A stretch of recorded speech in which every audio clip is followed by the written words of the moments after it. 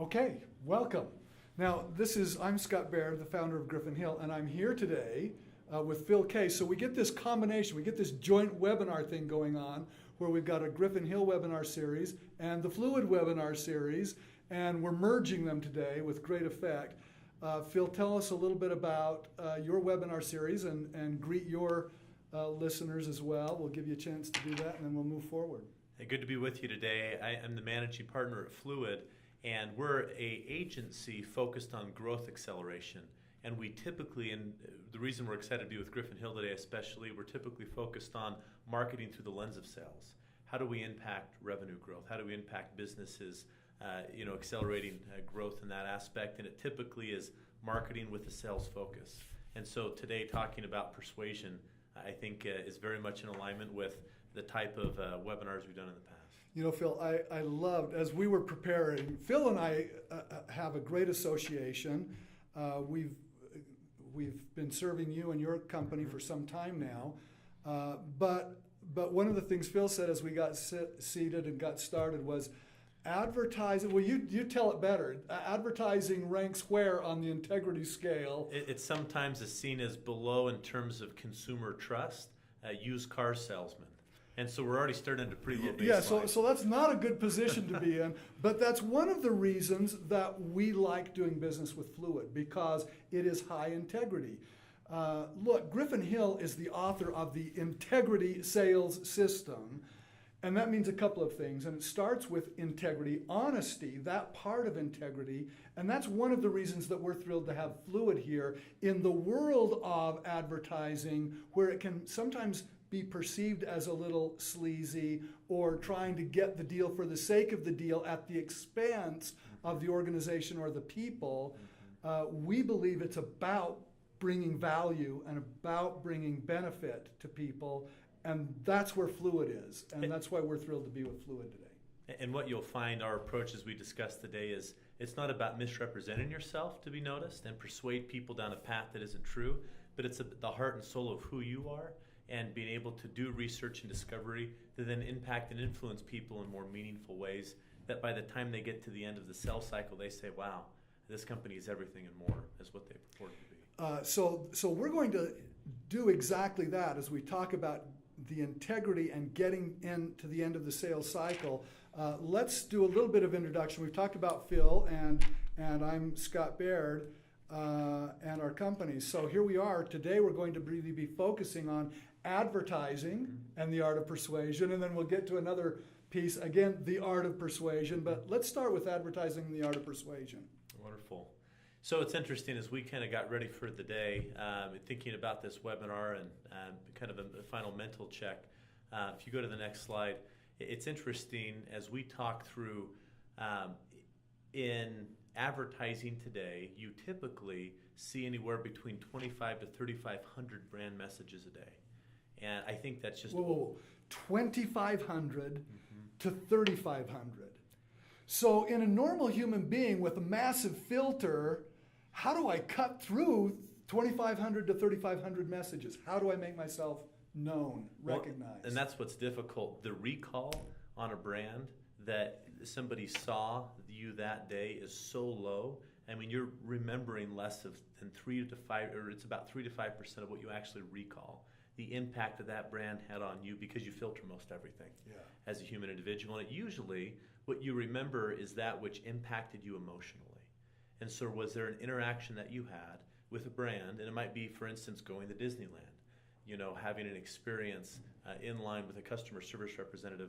That can be an emotional type situation. And so that emotional piece is important in how you connect and persuade people. I love that. So that's step number one, is how do you impact through research and know in what ways you can influence and persuade people in ways that matter to them. So some of the things that we talk about, you have to have the firm foundation through research and knowing how to persuade and what is actually meaningful to that audience. So step one is understand who your audience is and who you're targeting. So what age, demographics, socioeconomic type status, psychographic type information. In terms of research, you can do one-on-one. You can go and do survey sampling. Qualtrics up the street from Griffin Hill is an excellent organization that does a lot of kind of panel discussions, and where they'll actually help bring in additional individuals, whether you're trying to reach CEOs and other executives. So that's step number one, is to understand what impacts and influences them. Once you have kind of research that grounds your, what methodology and communication you will have with them, step number two is from that, what insight and strategy do you glean? And that ultimately becomes kind of that framework of persuasion. So as you think about, well, let me ask this, Dr. Baird. What's a brand that recently has influenced you, or maybe during this Christmas season persuaded you to purchase maybe a product, an item for you or for a spouse or child? Well, it's a great question. I'm a huge Apple fan, and Apple takes great advantage of the holiday season. So there's an example. So to that example, I just barely purchased an Apple Watch about 4 days ago. Did you? You went away from the Fitbit. We were Fitbit buddies. You went away from the Fitbit. How do you like the Apple purchase? It's good. I'm still in trial period. Okay. But my wife and I were on a date over the weekend and getting some last-minute Christmas presents. We looked at each other and said, should we do it? And we've been kind of debating, do we do Generation 1, Generation 2? And after looking through it and watching some of the videos and going into the Apple store, we were persuaded by our own right, and it was interesting. That persuasion just didn't come by seeing a video, but going into the store, being able to touch the product, but especially, and what's so important to persuasion today is a referral, a reference. Mm-hmm. My brother who said, I have it, I love it, it will change your life, and here's why. Interesting. And so it was a decision we made, and I'm sure Apple has done extensive research to understand that and kind of consumer behavior in terms of purchase, especially during the holiday season. So that's important. What insight do you glean from the research that has been, already obtained, and then strategically, how do you then, coupled with a desired direction, how do you create a brand around that? How do you then get a campaign off the ground? So research, insight, strategy is an important part of that framework. And then we'll get into a little bit of the media and creative elements as well. That's where it starts to get fun. That's where people see the ads. That's where they're moved emotionally. Speaking of which, one of my favorite ads that I think was so well done was Volkswagen. And it was a Star Wars ad, since 'tis the season for Star Wars.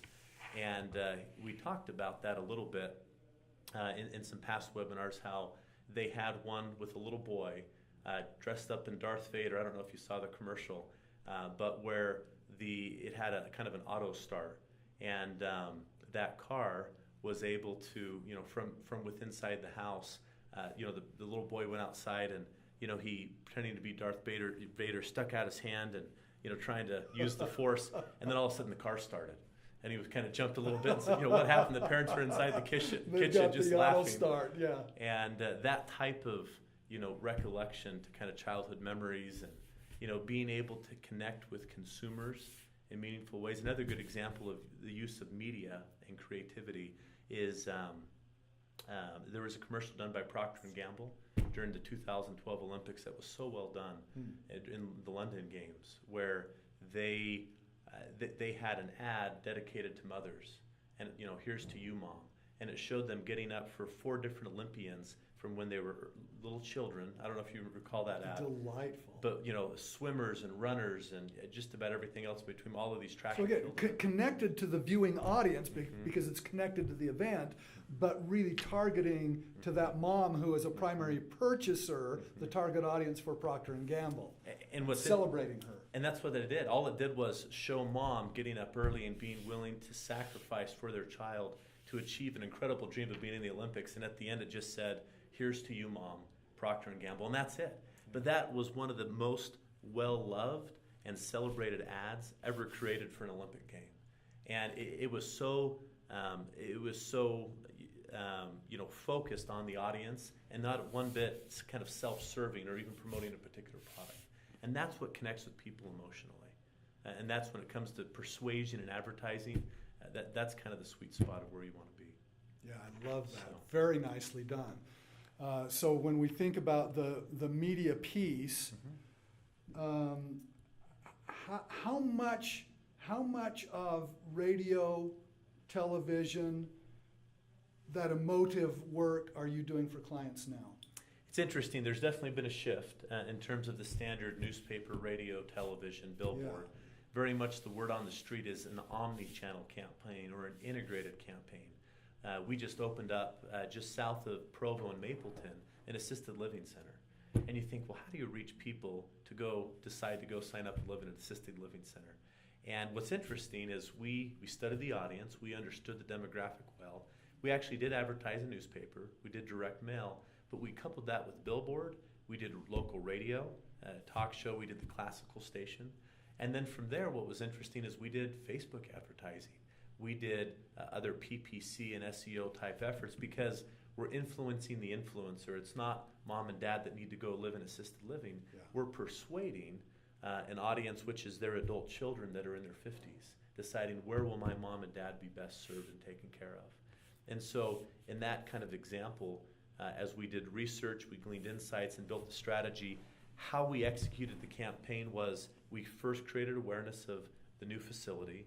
We then had them consider through direct marketing and outreach, but then that engagement came when they either came to an open house, they clicked through an ad on the internet and began to say, hey, come take a free tour. And so what's interesting, you'll find that the more standard advertising type medians, the billboards, radio, and beyond, are very much in terms of media, get out, mass consumer, etc.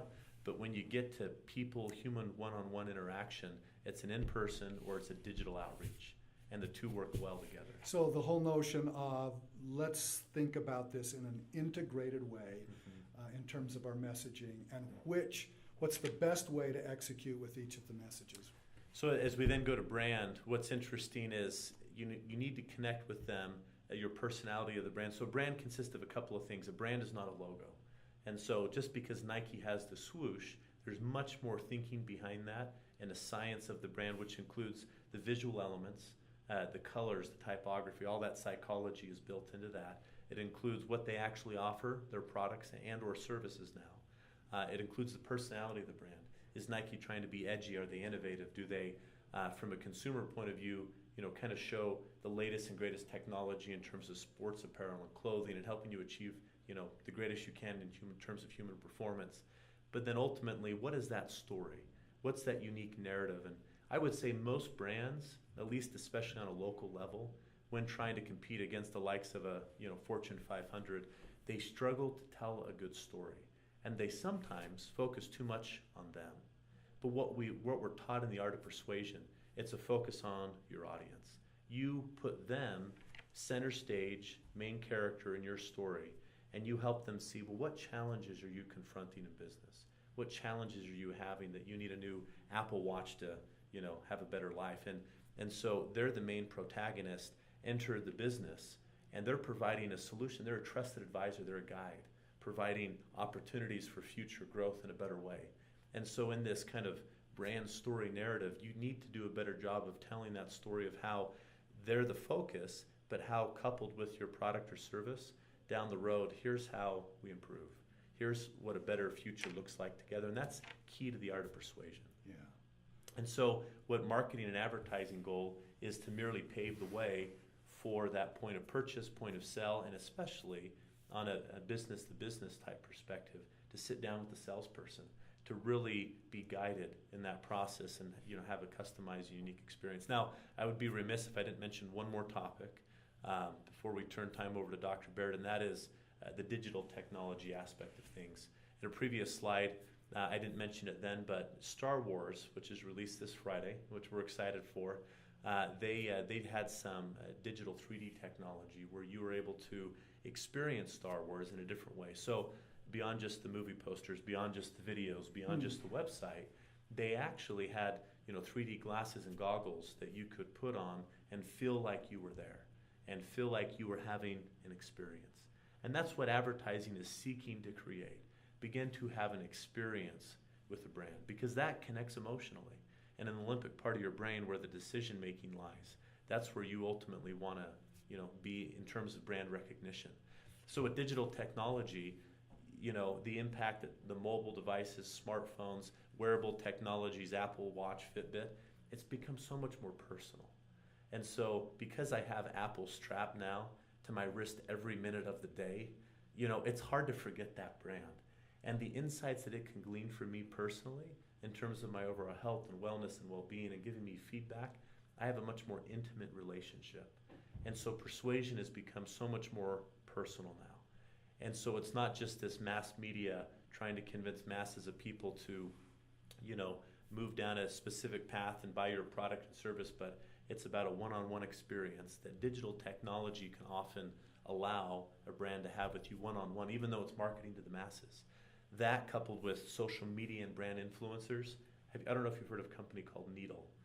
They're in Draper, Bluffdale area.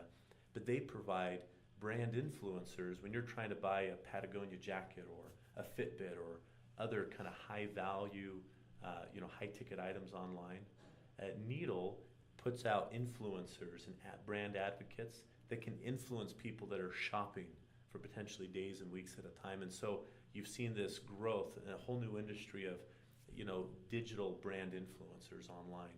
When people are searching through reviews and trying to understand through comments and ratings what the best product should be. In terms of ongoing type campaigns in a B2B type scenario, we've actually deployed with Pluralsight and MarketStar, Performant Corp out of the Bay Area, several campaigns that says, if you're not trying to sell to the masses, how do you individually target a single decision maker or multiples within an organization to ultimately gain recognition, consideration and awareness, and then engagement with the brand. And so we'll then run and deploy highly sophisticated enterprise sales enablement campaigns that says, how do we get you as a salesperson in front of a key decision maker, and how do we create mind share and thought leadership, and over time, kind of break down those biases and concerns regarding how do we spend our marketing or sales dollars or business dollars.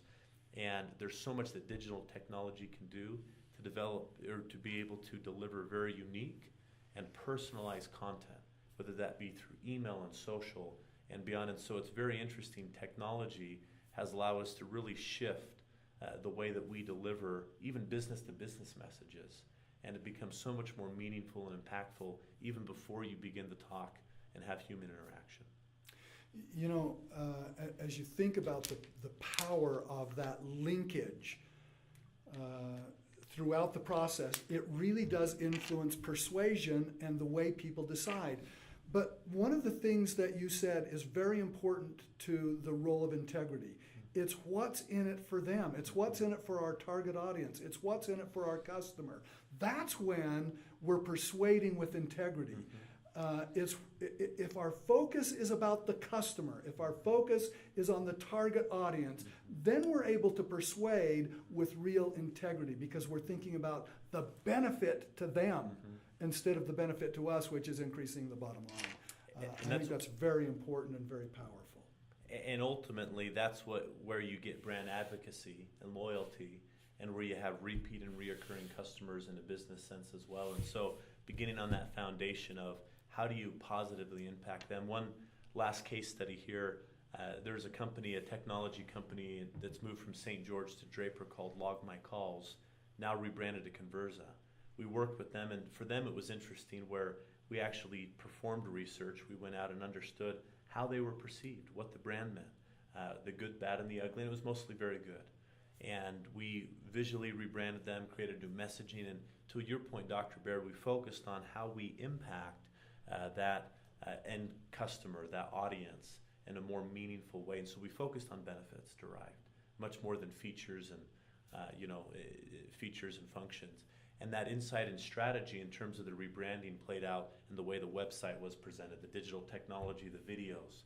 And I think they were able to more powerfully relate and connect with people on an emotional level to see that Conversa as the new brand was more focused on call intelligence and automation and being able to go from phone call to your CRM and being able to advance the sales cycle much more quickly. And so that there was a fascinating case study around that, and they've since taken on additional funding and have seen some great growth, and they're excited for this 2016 year, and that was one that we're still kind of fresh off of, but it allowed us to really kind of test and prove out this model in a business-to-business sense, which I know is where Griffin Hill spends quite a bit of their time in terms of sales training. Well, it really is, and as we talk about, anything else you want to hit in terms of summary, or did we catch it? I think we're good. Okay. Look, one of the things that I didn't do at the outset well enough is alert. If you've got questions, please submit them. Get those questions in. Moderator will get those questions to us. We'll take questions at the end because I didn't alert you early enough. But if you've got questions based on what Phil had to say, get those questions in now, and we'll take them as we get to the end of our discussion. But as we think about this notion of the language of persuasion and the art of persuasion, one of the things that we think about at Griffin Hill is how do you get the results? Sometimes in advertising, one of the things I liked about what you said, Phil, is you're thinking about advertising through the sale. We're not just trying to generate the lead, but what does that mean all the way through the sales process? And that means that language matters, and the research behind the way we build a sales process matters. It's not just about getting the lead. And so much of today's advertising is lead gen. It's that whole notion of how do we generate the lead. But what we do with that lead and how we get the belly to belly or eyeball to eyeball interaction going forward is also huge. So how do we get results using the secret language of persuasion becomes an important part. So we're a research-based performance firm. Everything that we do is based on the psychological research of individuals. How we decide, how we process information, how we think about information, and then how we get the results on that. So I'm just going to introduce two simple studies to illustrate the power of persuasion that in a way that is hidden from people generally. These two studies, let's start with the Scripps College study. This is a delightful piece of research where the campus, Scripps College campus, was saying, look, we're concerned about litter on our campus, and this is the place where we live and dwell, and we ought to elevate ourselves. We ought to be concerned about litter on our campus. Let's start a whole campaign. And so they absolutely littered the campus with billboards and ads. Every billboard place, they'd put up a flyer that says, keep our campus clean, or join the anti-litter campaign. Of course, you know where most of those things landed, all over the campus grounds and the sidewalks, etc. Well, as this campaign was about to launch, a very wise social scientist said, okay, let's see what this really does. And so he went to a nearby garbage can to his building and dumped out garbage all over the sidewalk and the lawn in the area. And then he counted 180 students to see what they would do. And out of 180 students, Phil, how many students do you suspect stopped to pick up trash and put it in the garbage can? I'll say less than 5. You are exactly right. It was less than 5. It was 0. Not a single student stopped to pick up trash or put it in the can. And then, of course, we have the big anti-littering campaign across campus. And so the wise doctor, we do pre and post test. So he went over and dumped a bunch of garbage out last day of the campaign and counted 180 students. How many students do you suspect stopped and picked up trash? I'll go to 5. You'd have been better off with less than 5. Same answer would have been a better answer. The 2 students, 1.1% of the audience. Wow. Now, actually, that's not so bad. If you think about getting from 0 to actually action, that's a close, that's a sale. So if you got a 1% or a better than a 1% close on your campaign, that's actually not so bad, is it? No, that is good. So actually, that's not a bad return. But here's the amazing thing. When I compare that with this study done by Dr. Pliner and her colleagues with the Cancer Society in Toronto, Canada. This was just how do you feel about cancer? You willing to give to cancer, Phil? I think everybody does. We all know someone who's impacted by it. It becomes you talk about the emotion of a campaign. It's felt. It's a felt emotion by us all. So cancer campaigns do very well. So we did an A/B test here. In one case, people are out knocking doors saying, would you give to the cancer campaign? 46% of households gave. That's remarkable. Isn't that remarkable? But it just verifies the power of what you were telling us earlier, that emotion matters in persuasion. And I would say, too, what also demonstrates is a human touch in an interaction where you advertise and simply say anti-littering campaign, and that's all you do, versus if they would have had people policing or talking to individuals saying, hey, would you help me pick up this? And so I think there's a human element, a connection. Oh, I just love where you're going with this, because let's look at the next step of the research. The B part of this test was we didn't ask for any money at all at the door. What we did is we said, okay, we're announcing our new campaign. Would you be willing to wear a pin supporting the Cancer Society? 90%, 92%, 92 plus percent, so exactly double the number of people who gave said, absolutely, I'll wear that pin. A week later, we go back and knock on those doors, and 100% of the people who wear the pin gave to the Cancer Society. So here's the interesting, for Griffin Hill, here's the interesting contrast in the research. Do we advertise passively? You know, at Scripps College, this passive advertising campaign did a terrific job of getting better than a 1% close rate. Or do we get people actively involved in the campaign? Where we increased the normal close, we increased it by double, 200%. 200% increase. That's remarkable.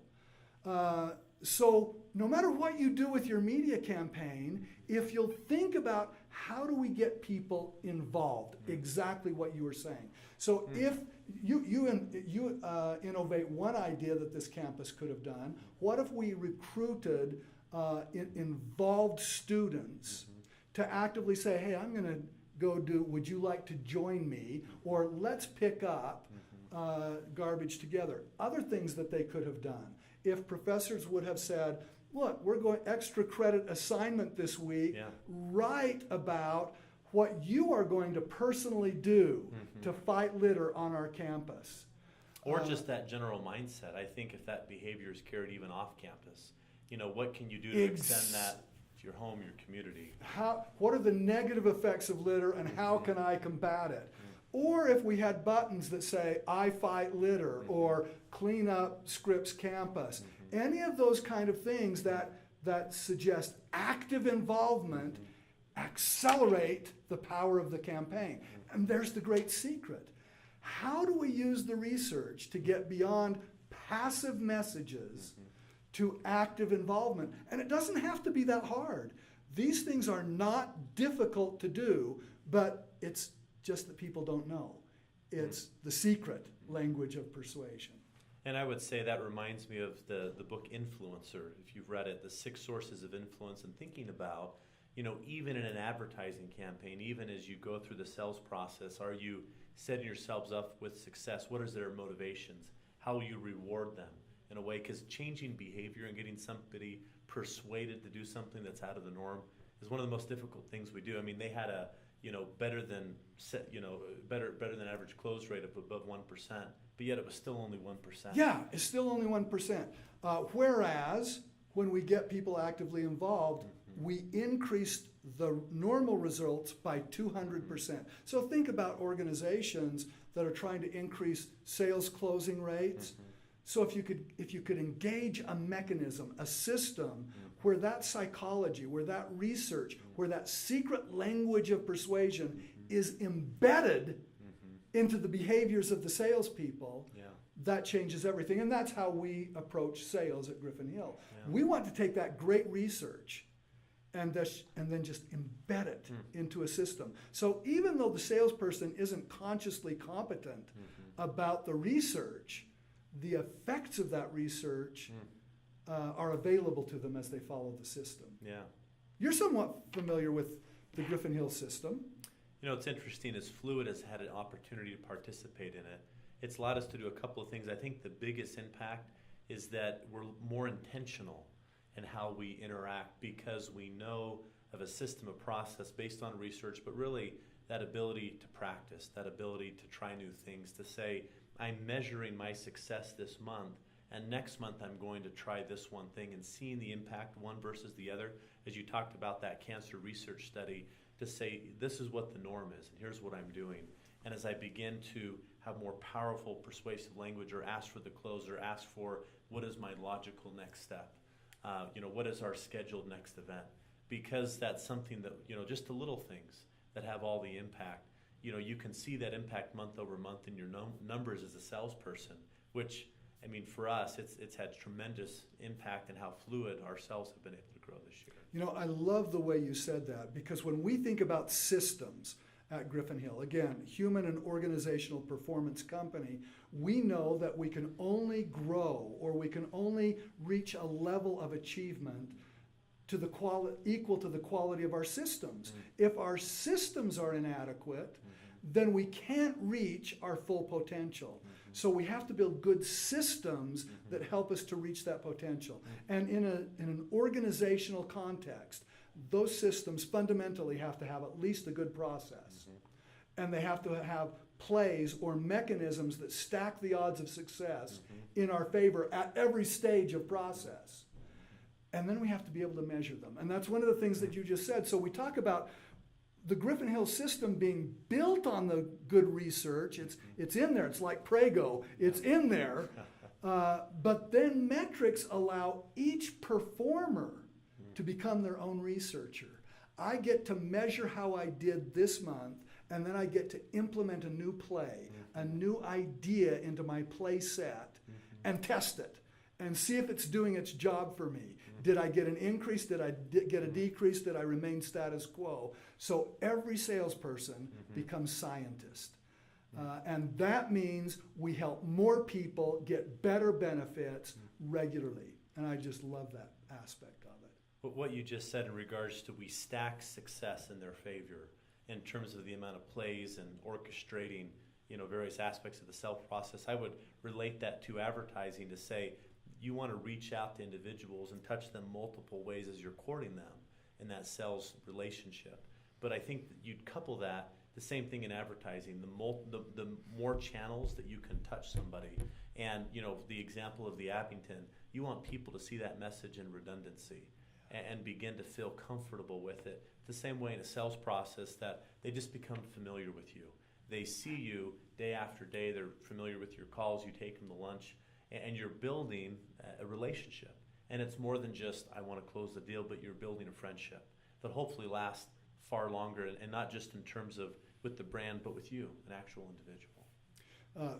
Phil, you are exactly right. And as you think about the courting process, that transition from I'm dripping on you and sharing messages with you and inviting you to I'm actively moving you into my sales pipeline is still part of that courting process. And it needs to be a nice fit, a seamless fit. And so that's where the process and then plays come into effect. Plays, if you'll think about the first routine in the sales process, of course you know this, the case open routine, I'm going to physically introduce myself and who I am and what I do. But it's that benefit play now that shifts my attention, shifts everyone's attention to the prospect. What's in it for you?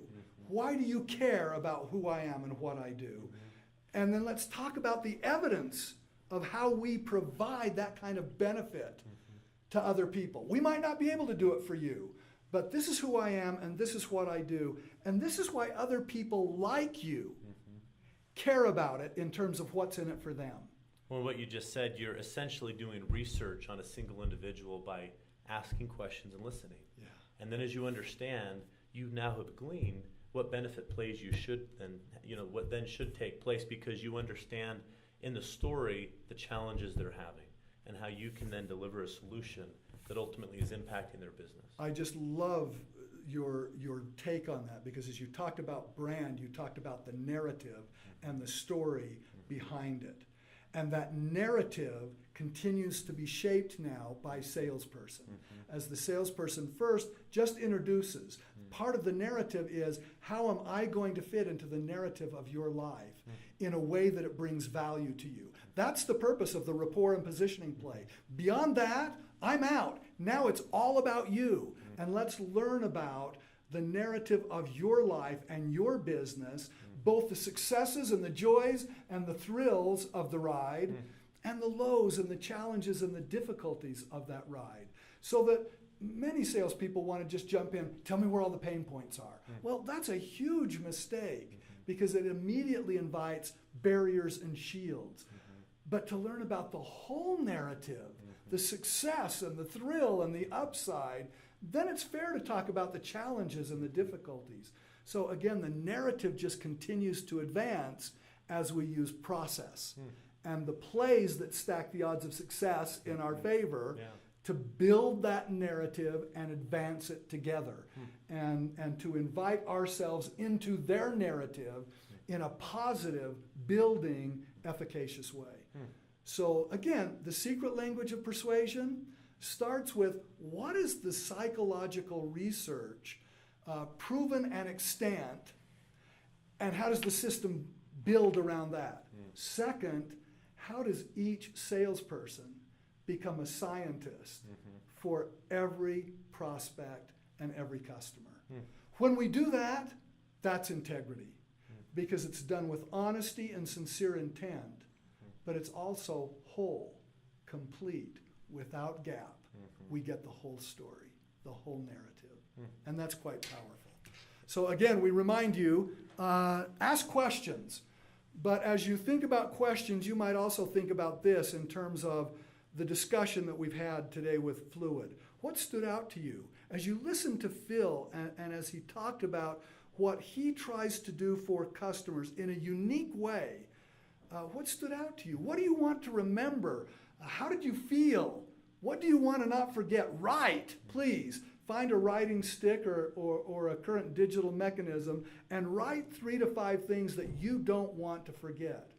As you think about the secret language of persuasion, what stood out to you in terms of the research that we learned from the Scripps College or Toronto Cancer Society? And what did you feel or think about that? Please write 3 to 5 things. And in that, you might find a question as well. And if you've got questions, now's a great time for you to submit a question. But take some time to write and reflect and make sure you keep track of what you'd like. As you're doing that, I might just share one thing before we conclude in that. What you've just discussed, I think it's important that marketing and sales are in alignment within any organization, that we need to understand what the sales team is seeing on the ground, what's shaping and influencing, and that is then communicated back to, here's what people are responding to. These are the types of benefits they derive from our product or service. And so I think as marketing is in alignment with sales, we've seen that work. I mean, that marketing to sales bridge and the gap that we often see there is sad. But when organizations have a focus, and often when there's a chief revenue officer or a chief sales and marketing officer together, we see that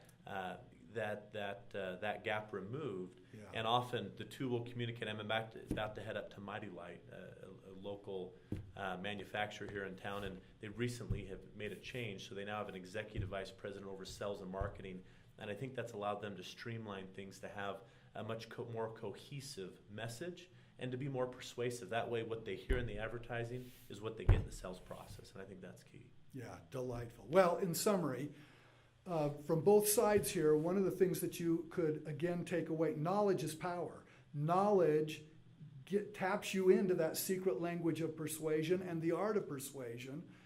And when you know the research, then you have persuasive power. Passive messages are effective. What Scripps College did was effective. But active messages where we get involvement, can increase efficacy dramatically. We can get dramatically greater results, and that's one of the things that we experience actually at Griffin Hill. It transforms the sales process.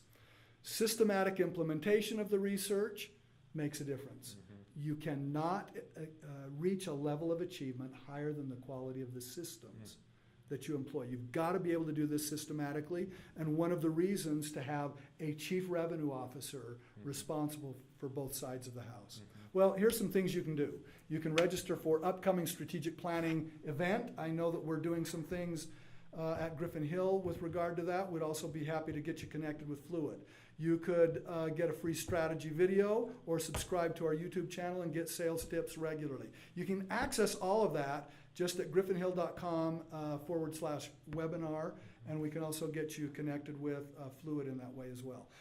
We hope that you've enjoyed this. We've got some questions. I'm going to just read the, oh my goodness, now I've got way too many. I'm going to take this last one first. What is the current thought of how many times a person needs to be touched by your message before they know who you are? And how can personal connections speed that up? Let's have you start with that. Number of impressions. Frequency matters in advertising and in sales. You know, frequency in terms of a general mass message pushed out, it's about 7 times is what an individual needs to see to have an unaided recollection or recall of that particular brand or message or whatever it might be. Now, when a friend says, hey, I've been using XYZ, it's been fantastic, you should consider it too. I mean, that's almost a, you know, if there's some context of, oh, I've heard of them, that's interesting, thanks for sharing, that is almost a 2 to 3 times multiplier in terms of being able to speed up the, you know, brand recognition to and willing to go buy product or service. Phil, all of our experience and all of our research is exactly on board with that same thing. What we know is if in your rapport play you say, hello Cameron, my name is Scott Baird, Phil Case suggested I give you a call. All of a sudden everything changes with that sales call because Phil Case is somebody that we both know and respect and admire, and it earns you the right to advance that sales call and move to the next stage. Yeah. So again, 7 times, very, very consistent with the research that we've done, but we want to shorten that by getting that personal touch. Exactly. Huge, great response. I do not know how to get this other question. Okay, Phil, are there specific words that are better than others in the advertising world? You know, it's interesting. Words have an interesting way of, you know, either positively impacting, whether it's we're in the midst of a political campaign. And so as you think about the way that they advertise and the way that politicians advertise in the presidential space, you know, particularly is through debates, is through airtime that they get, is through events that they're speaking at. And what's interesting is, you know, the classic Mitt Romney blunder from 2012, which was the 47% comment, and that is forever memorialized in terms of, you know, politics and a you know, gaffe there. And so the way that you speak things, you can recover, but you have to be very careful. And so, you know, in terms of the words used, number one, you want to be careful that there's not any sort of alienation, you know, in terms of any sort of racial, you know, political implications. You want to take that out of it as much as possible because you don't want to go there. And again, I think if you're speaking to the heart of an individual or an audience that you've researched, you've understood what makes them tick, you understand if you're Procter & Gamble, how moms are impacted to see this emotional story of how Olympians achieved their goals because of mom. I mean, they got that, and the way that they told that story narratives was with powerful language that, you know, related directly to that audience. And so you first start with what connects with that individual, and then you're just careful in terms of, you know, the legality, work with a, you know, an in-house counsel beyond, and you don't want to go to hot button topics. What I'm hearing you say is first do no harm. Yes. You know, let's follow the good Hippocratic oath. First do no harm. And then from our perspective, that's the power of plays. We talk about process. Process is just taking the objective. The objective of a salesperson, of course, is get a new customer.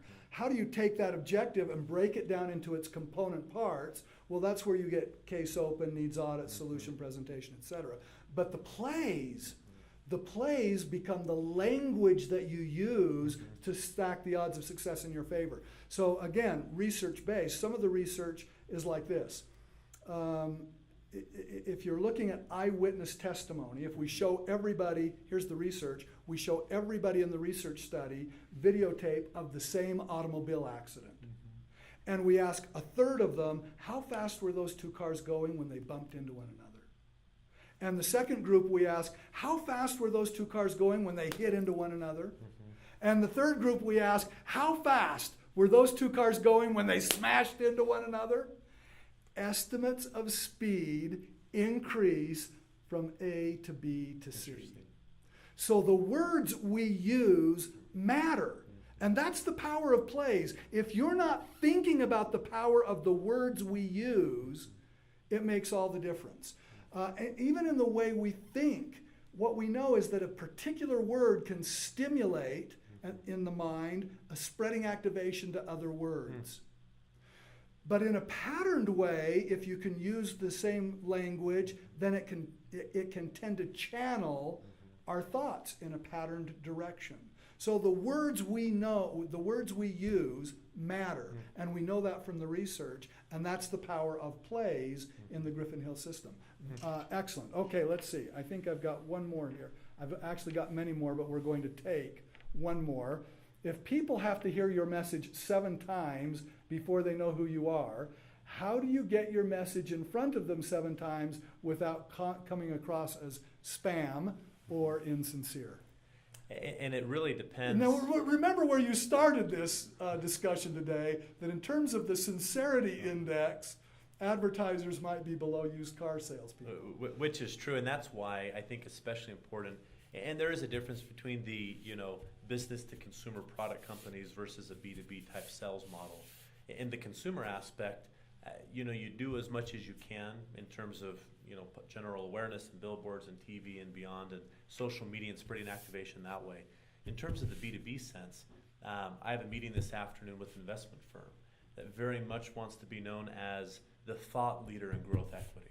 And it really comes down to your messaging, and the information and the content that you're distributing isn't about you. It's about benefiting them. And I think you'll see there's that terminology or notion of thought leadership, which is how do you want to be known as the expert in this space? So for Griffin Hill, and an example would be having a webinar like this, talking about things that will directly benefit immediately those viewers or listeners.